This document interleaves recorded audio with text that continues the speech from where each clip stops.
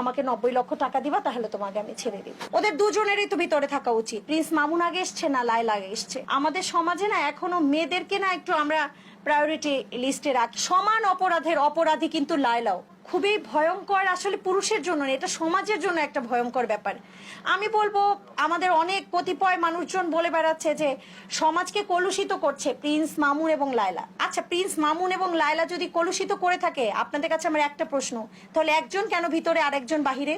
ওদের দুজনেরই তো ভিতরে থাকা উচিত। ওরা সমাজকে যদি দুজনেই কলুষিত করেছে, এবং আমি মনে করি এর জন্য যদি আপনি দোষ যদি ভাগ করেন, যদি ভগ্নাংশে ভাগ করেন, তাহলে দেখবেন ওর পক্ষে দোষ যাবে 80 ভাগ, কারণ ও একটা অ্যাডাল্ট মেয়ে। ও অনেক অংশে মামুনের চেয়ে বড়, ওর বোঝার ক্ষমতা বড়।